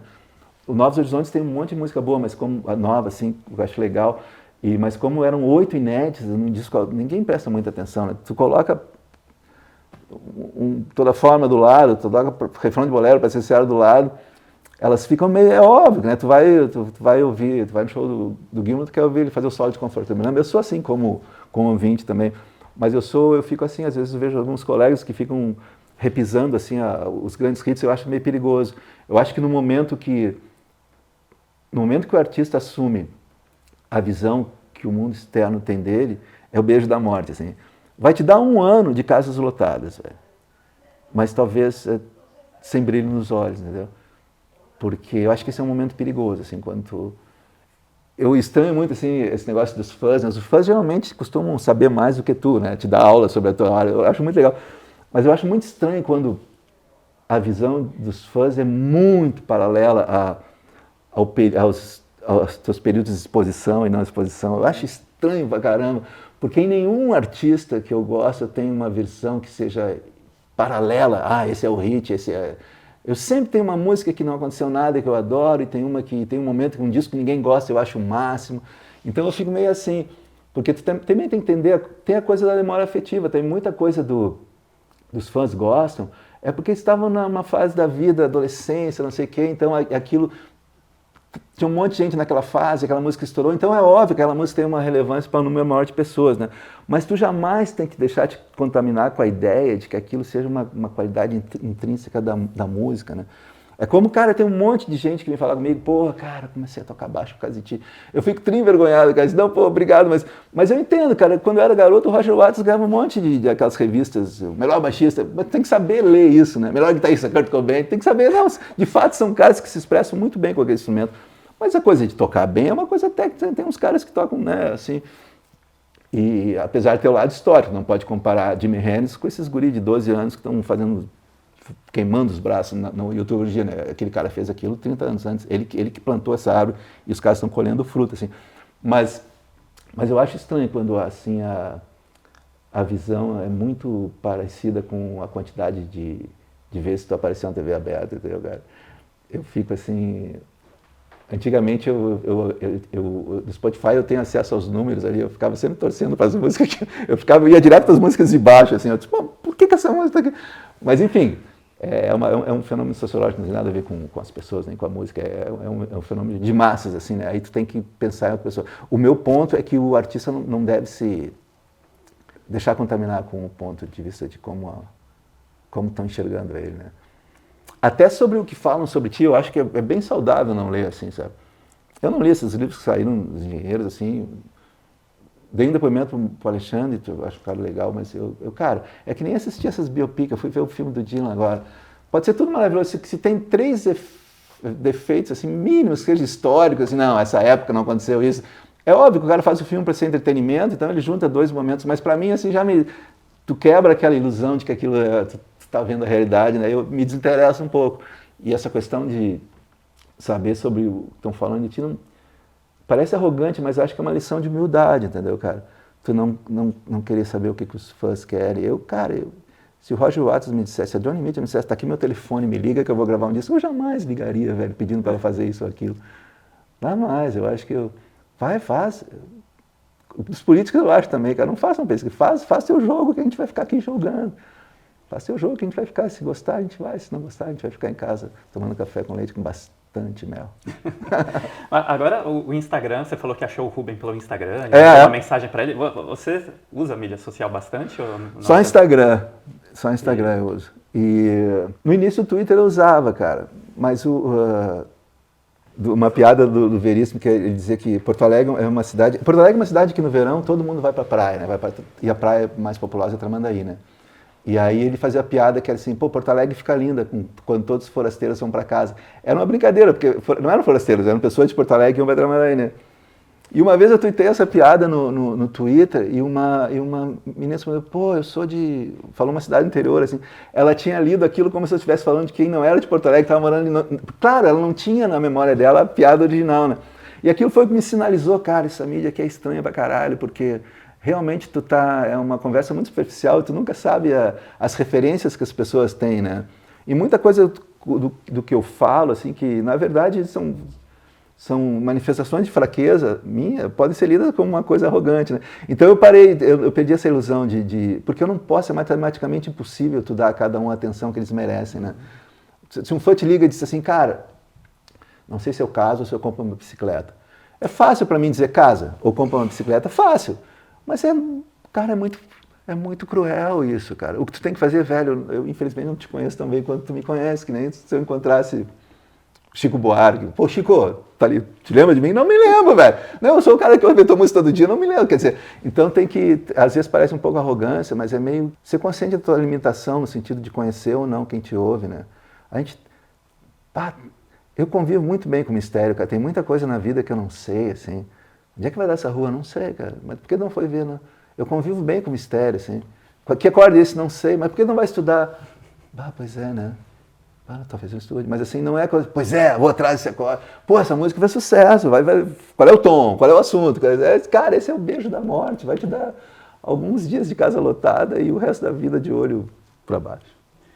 Bom, eu queria falar de 3 canções, aqui falando de lugares. Tá. E uma, na verdade, a gente já falou muito, que era o Calmo em Estocolmo. Tá. E de como, então, o Estocolmo inspirou você a fazer uma canção, e você já falou da Fevereiro 13 e da Toxina, né? E você tem alguma coisa para completar sobre Estocolmo te inspirando a criar novas músicas? Tenho, porque aquele disco, basicamente, eu estava aqui em Estocolmo, aí, pô, claro, trabalho o dia inteiro, eu e a Adi sozinho, meio caminhando, e eu via assim, para todo lugar que eu olhava, eu via uma torre, posicionada, muito bem posicionada, porque no fim de uma rua sempre teve uma torre. Aí a torre do castelo, a torre da igreja, a torre da telefonia, a torre do jogo de xadrez. E aquilo foi entrando na minha cabeça, circulando, assim, e eu escrevi, pensei o disco, assim, o disco, a parte gráfica toda eu pensei baseado nessa coisa do jogo de xadrez, né? As pessoas acham que eu sou um aficionado, eu adoro xadrez. Li todos os livros que tem a respeito, assim, tem muita gente que encaixa o xadrez em ficção, eu acho fascinante, mas sou péssimo para jogar, sou aquele cara que todo mundo pega para ganhar em sete passos. Mas, então, todo o disco é baseado em xadrez, e fui até, estava falando antes, tem um filme do Bergman, que é o cara jogando xadrez com a própria morte, é um clichê, né?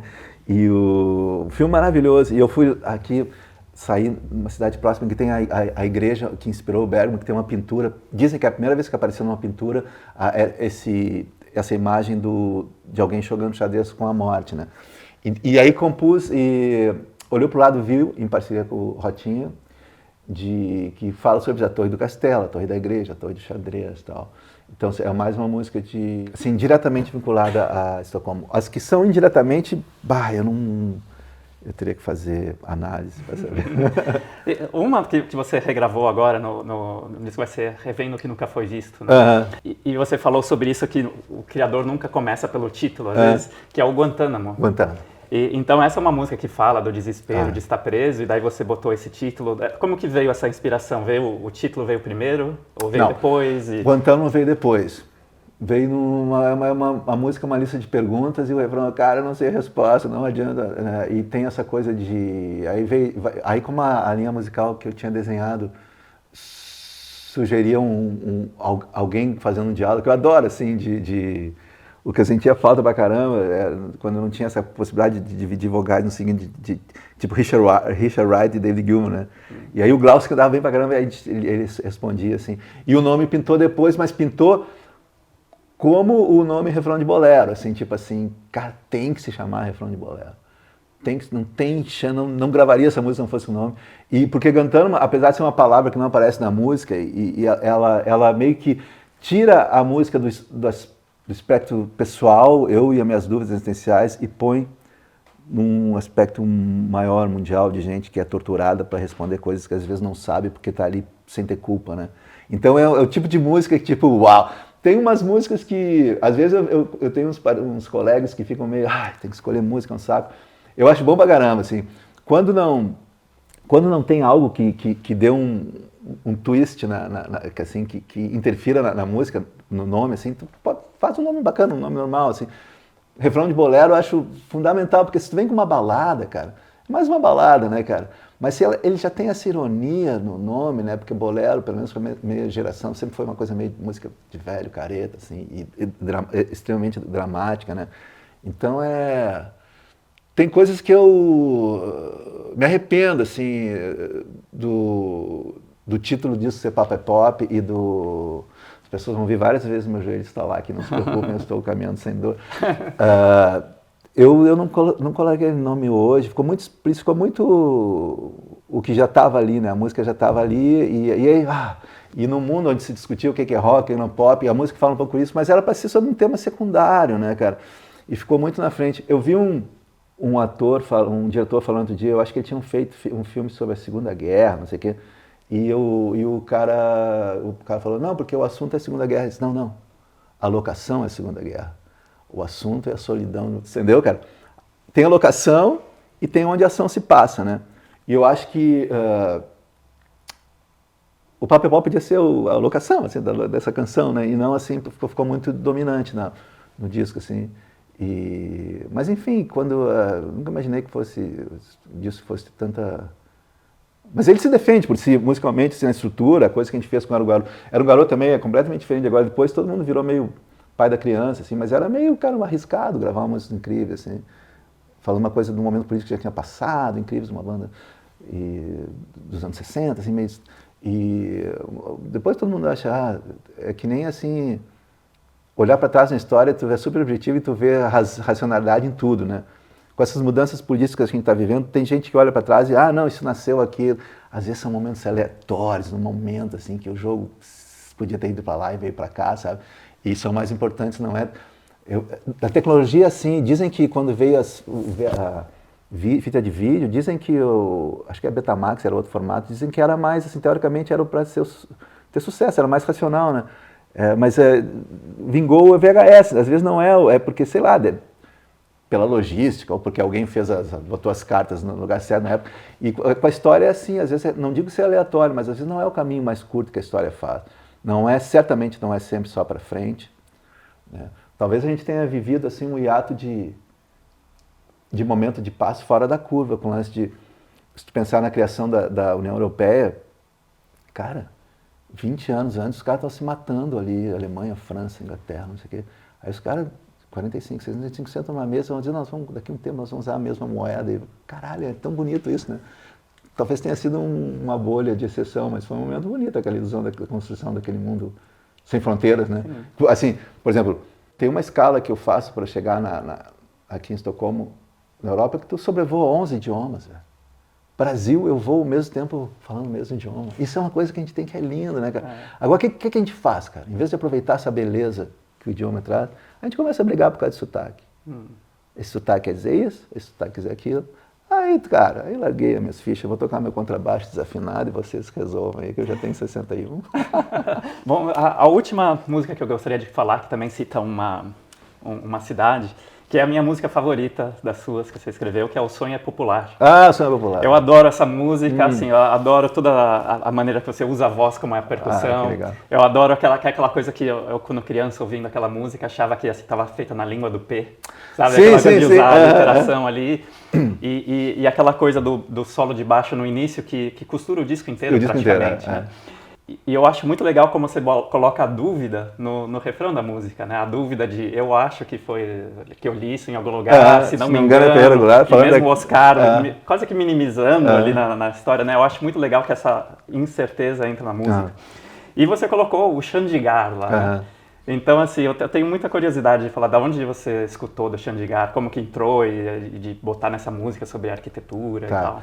Cara, talvez eu me engane, porque faz muito tempo, mas o Chandigarh, se eu não me engano, é um projeto do Le Corbusier, assim como Brasília de Niemeyer é um projeto estatal, né, capital. E foi por isso, né, Le Corbusier já tinha pintado na mesma música que eu fiz, que é Engenheiros do Havaí. Eles odeiam Albert Camus, eles só querem Gibi, eles só querem ler Corbusier. Então, essa é uma citação ao Corbusier, que era um arquiteto bem importante quando a gente estudou arquitetura, assim.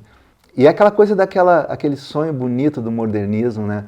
Ferreira Goulart, Niemeyer, eu vou desenhar uma cidade e as pessoas vão ser iguais nessa cidade, eu vou escrever um poema e vou derrubar as estruturas de opressão. Eu acho tão bonito esse sonho, assim. Mesmo que não acredite na direção dele, a gente nunca pode perder a noção de que esse sonho, às vezes é mal direcionado, mas ele tem que, de novo, tem que separar a locação do enredo, entendeu, cara?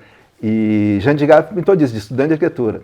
E sempre que eu falo a palavra, me vem a imagem do livro que eu via na escola de arquitetura, as fotos de Chandigarh.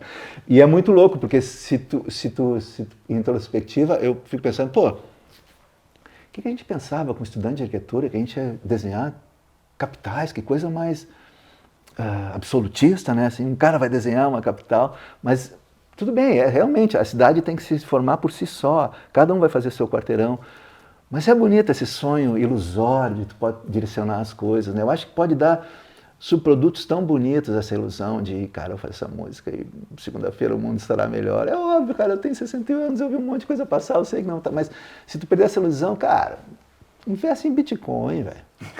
Investe em Bitcoin, boa sorte, que não seja de mentira, mas se é para ficar aqui, cara, que nem o Rubem carregando baixo acústico na rua, no frio de Estocolmo, pô, velho, te joga, faz um som bonito, faz uma frase que as pessoas assobiem uma vez quando tiverem saco cheio da vida. Já vale a pena. E a inspiração veio pelo ler o texto mesmo, do Ferreira Goulart? Foi... Sim. Sonho é Popular. Sim, tinha essa conexão da literatura engajada, né? Eu não sei se o Ferreira, do poema, se tem alguma... Não, o poema literalmente fala do Oscar. Acho que chama, né? Fala do Oscar. Ele fala do Oscar Niemeyer, o Sonho é Popular. E aí o cara dizendo, se não me engano, esse poema fala da arquitetura de um Oscar, que não é do Niemeyer, é um Oscar. Né? O Niemeyer é uma pessoa jurídica, né? Um Oscar é uma pessoa física, que desenhou com aquele desenho dele, assim. Então é legal ter, um Oscar é bom. Não o Oscar pressupõe, todo mundo sabe que é Oscar. Entendeu? Não, é o Edson, não é o Pelé. E agora no Papo é Pop tinha uma citação que é um dos irmãos Andrade, que tinha essa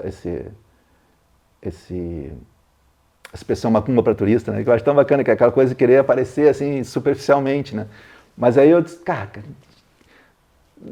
as pessoas são muito diretas, acham que Pop é Pop é uma música que fala sobre religião. Obviamente não é, ela fala sobre o mundo do pop, ela é meio Andy Warhol, ela não é Santo Agostinho, não Agostinho Guterres, eu digo assim, São Tomás de Aquino, entendeu? E aí eu fiz, e esse speech é importante para mim ali na música. Aí eu mudei, eu peguei um trecho eu começo com a língua do P, a fazer aquele speech, a pampa é pop, o país é pobre é pampa, o PIB é pouco, o povo pena, mas não poesia não porre. E aí filma a segunda parte, que é só com o P também, que é Deep Purple, Zappa Zeppelin, Sgt. Pepper, Pink Floyd, Flintstone. Aí no telão que eu fiz é todo preto, como o Papa, com os P's em branco e o D, que é um P virado, assim, em vermelho, né? Para deixar explícito. Mas é assim, Deep Purple são, DP, PP, Zappa, 2 P's juntos, Zeppelin, 2 P's juntos, Sgt. Peppers, 2 P's juntos, Pink Floyd, Flintstone. E aí vem o final, o que é rock and roll e tal. E eu disse, cara, é uma bobagem, né? Assim, tipo, nem sei se as pessoas vão notar, mas assim, ressignifica isso pra mim. Da maneira como eu te falei, assim, pode ser que é muito autorreferente, mas eu gosto de coisas autorreferentes. Não, o cara está citando... Porque, obviamente, 2% das pessoas vão fazer essa conexão, mas tudo bem, eu dei mais um nível de leitura, se alguém quiser pensar sobre isso. Achei tão bonito o Redux, eu acho que ele chamou, o Roger Waters, essa versão que ele fez do Dark Side of the Moon. Se eu tivesse que pagar $1 cada vez que eu chorei ouvindo aquele negócio, assim. Entendo todo mundo que falou mal, entendo perfeitamente, eu também adoro o solo de Comfort, mas, cara, que coisa mais linda. E ele começa citando uma letra acho que da Obscured by Clouds, lá de trás, assim, no período que as pessoas consideram pré-Pink Floyd, porque todo mundo começou a ouvir a parte do Dark Side, e aí voltou um pouquinho para pegar o Otto Marmar e seguiu. Acho tão bonita essa... É autorreferente, mas faz sentido, fiquei tão emocionado ouvindo aquilo, acho tão bacana. Outra coisa que você cita na música, Golpe de 61. O Golpe de 61 é o que o Brisa evitou lá em Porto Alegre. Que não deu certo. Que não deu certo. Em 64 e você nasceu bem no meio. Eu nasci em 63, nasci em 63. E tem gente da minha geração que meio que glorifica um pouquinho a minha geração, como se a gente tivesse sofrido muito. A gente sofreu na infância as consequências de um regime fechado, mas assim, do ponto de vista musical, eu lembro bem no início uma parada de levar, mas nada assim como sofreram os caras dos anos 60 e 70, no sentido de censura, né? A gente até, eu acho que pelo contrário disso, a gente teve sorte de ter um momento mais aberto, e até, porque a censura tem um lado político, mas tem um lado comportamental também, né? De muita coisa que aquela geração baiana fez é mais do que política, é um pouco comportamental também, que sofria a mesma censura. O cara tá de cabelo comprido, né? Tem um documentário sobre as duas, trouxe o trombone, eu acho, que foram presos no Sul, né? Era uma coisa comportamental, ia para além da coisa política, entendeu? E isso a gente não chegou a pegar tão fortemente. Eu olhei uns colegas de geração, é mesmo. Mas, enfim, somos um país e sofremos os efeitos colaterais por conta da nossa formação, mas não no período de... Pelo contrário, assim, quando a gente começou, assim, não sei se eu escreveria toda a forma de poder, não sei se tem simetria entre Fidel, quer dizer, sei que não tem simetria entre Fidel e Pinochet, mas era um momento assim, tá, tudo bom, sofremos pra caramba, agora abriu um pouco, vamos relaxar um pouco, né? Era quase um odarismo, assim, né? Tipo, vamos relaxar um pouco e tal. Tinha muito esse componente humor naquela geração, no nome das bandas, né? Engenheiros do Havaí, Kid Abelha, Abóboras Selvagens. Titãs tinha um nome lindo, cara, Titãs, eles, numa hora, eles ficaram, assim, unidirecionais, largaram o Iê, mas era um nome lindo, assim. Eu li uma história, não sei se é verdade, mas que aquele ator Champagne estaria no hotel e estaria o pessoal do Metallica, e que ele teria lido no ônibus, assim, o nome Metallica, e teria falado para um dos caras, cara, muito legal a banda de vocês, mas não tem futuro nenhum, porque o nome é muito unidimensional, né? Porque eram momentos de coisa, né, assim, contraditória. Né? Mas é interessante porque o mundo ficou todo unidimensional, né? Tinha nomes que fugiam um pouco dessa coisa. Legião Urbana era um nome meio unidirecional, né? Não tinha essa coisa da autoironia, assim. Mas foi o lado para o qual o mundo foi assim. Talvez seja porque também o humor, às vezes, dá nos nervos, né, cara? Puta, que agora, cara, todo mundo se acha humorista agora, pega uma câmera, tem uma hora que aquilo causa o efeito contrário que o humor deveria causar. Espero que não seja o que aconteça com essas 14 horas que eu falei aqui, não se aproveita 14 minutos, mas foi ele que convidou, não tem nada a ver com isso. Bom, eu agradeço. Olha, eu trouxe uma coisinha da Austrália para você aqui. Mas antes de te entregar, queria dizer que, mais uma vez, foi um grande prazer. E o primeiro show que eu fui na vida foi o Engenheiros do Havaí no Bem Brasil, em 93. Caraca! Eu tinha 11 anos. Eu tava de cabelo curto? Tava de cabelo curto. Porra, foi um belo dia. E foi um show, foi a então, última... de São Paulo, tu morava ali? Sim, eu sou de São Paulo. E ali meus pais me levaram e a gente tava lotado, eu fiquei na parte de trás do palco. Tinha gente atrás e na frente ali, né? Bah, tu viu um bom show. E foi um bom show e assim, até hoje, eu acho que eu já vi aquele show umas 1000 vezes de novo, assim, porque... Eu só vi uma, tu tá em vantagem. E até hoje, assim, se eu tô triste, alguma coisa, eu boto aquele vídeo, eu pego o meu baixo e eu toco aquele show inteiro. E quando eu termino de tocar aquele show com vocês, eu já fico feliz de novo. Cara, eu tenho certeza que isso não tem nada a ver com o baixo. Isso tem a ver contigo, com tuas memórias. Certamente poderia ser qualquer um, mas eu vou pegar carona nessa vibe boa e eu vou te agradecer. Mas foi um bom show, a gente já estava naquela finaleira de cortar o cabelo e de vamos. E adorava aqueles programas. Tu fala nisso hoje em dia, que tu tinha 1 hora para tocar o que tu quisesse na TV aberta, vai ser um sonho. Né? Mas, pô, te agradeço muito, cara. E daí, para agradecer, eu trouxe isso aqui da Austrália. Ah, que legal! Que é uma correia de guitarra com a pintura aborígena. Pô, vou usar depois da manhã. Que são os indígenas australianos, né? Então, eu te trouxe com carinho.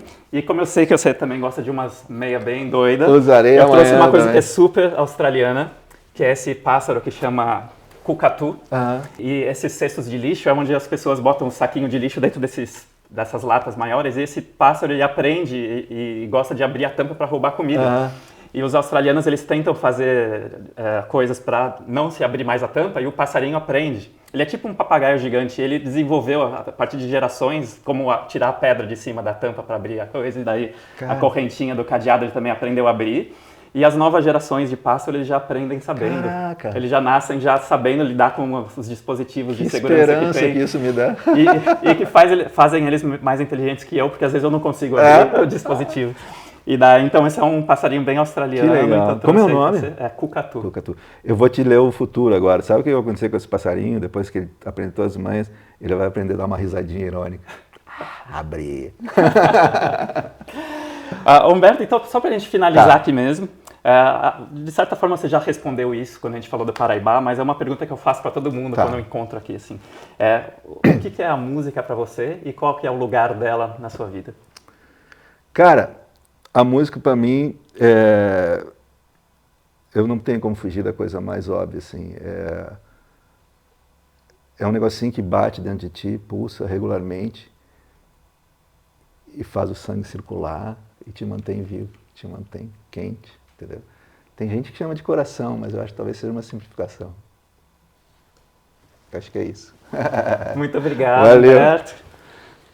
Não se esqueça de se inscrever, dar o like, sempre essas coisas tem que falar, vamos escrever. Se inscreve, dá o like aí, essas coisas eu não sou bom, né? Não, mas tem que fazer, tem que fazer. Eu não sou um cardiologista, eu sou um coração. Que bom, mas tem jeito. Certamente entrevista uns caras mais articulados que falam mais assim resumidamente e menos bobagem. Prazerzaço. Boa viagem de volta. Obrigado a você também. Vai entrevistar o Kiko, né? Brrr, legal! Obrigado. Sorry, man, I make you stand up. Esqueci de te chamar. The luckiest guy in the room doesn't understand Portuguese.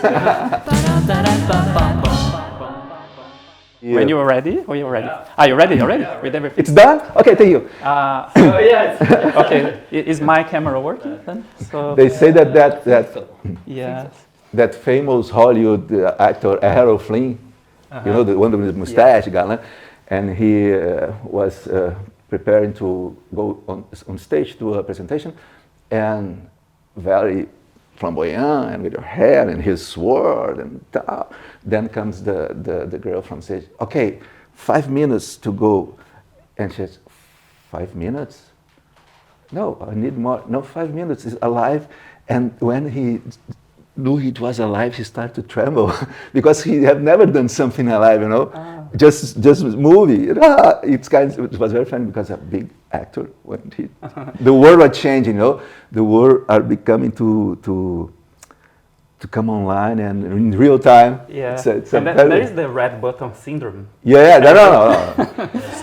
Stage fright I have since I was born in the hospital. I was born with stage fright. But not about stage, about life.